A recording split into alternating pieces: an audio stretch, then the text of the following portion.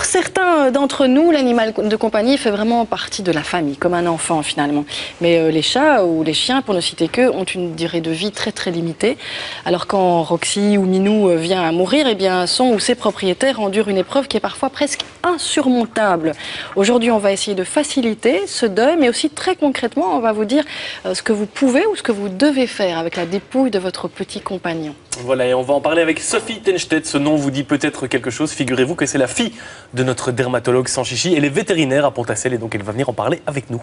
Et on commence avec la séquence que nous propose notre journaliste David Brichard. David s'est mis dans la peau du propriétaire d'un chien, Topper, qui vient de rendre son dernier souffle.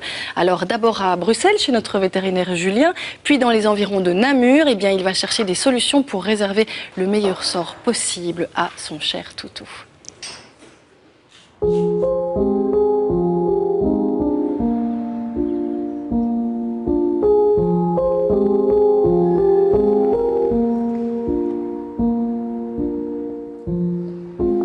Voici Topper, mon chien, il est mort ce matin, mais qu'est-ce que je vais bien pouvoir faire de son corps?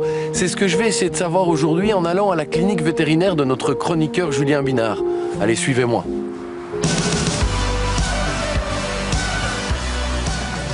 Bien le bonjour Julien. Salut David, comment ça va? Bah pas trop, parce que mon chien Topper est mort ce matin et je ne sais pas quoi faire de son corps et c'est pour ça que je viens vous voir pour que vous m'expliquiez un peu ce que je peux faire concrètement. Oui, je suis désolé. Donc il y a plusieurs possibilités qui se présentent à vous lorsqu'on perd son chien. La plus courante, et c'est aussi la moins coûteuse, c'est l'incinération groupée. Là, vous laissez le chien au vétérinaire qui l'enverra dans une société de crémation, coût plus ou moins 50 €. Ces sociétés proposent aussi une incinération individuelle qui permet en fait de récupérer une urne qui contient les cendres de l'animal. Le prix est plus élevé pour l'urne, 200 €. Et puis la dernière des solutions, si on peut appeler ça une solution, c'est de faire enterrer son animal dans un cimetière qui est conçu spécialement pour les animaux. Eh bien justement, partons en région namuroise à Ouépion. Là-bas, un cimetière pour animaux abrite une cinquantaine de dépouilles. On y va.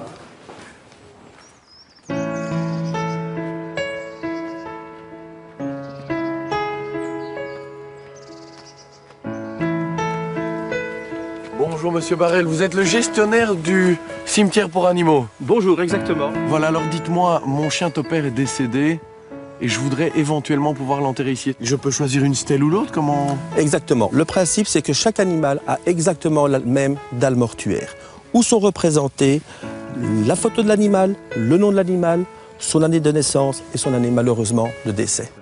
Allez, direction l'ancienne écurie, transformée en salle de recueillement. Endroit du recueillement.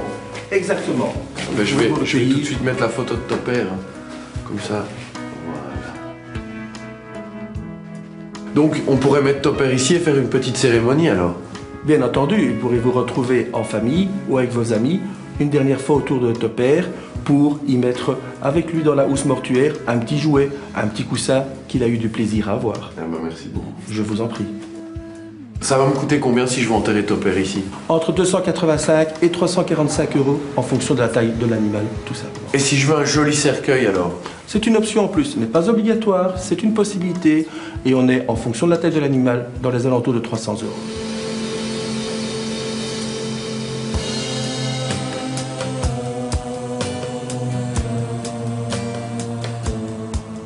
Eh bien voilà, enterrer Topper ici, ce serait une des solutions. Mais une autre solution, ce serait de l'enterrer chez moi, à la maison. Mais cela, c'est strictement interdit.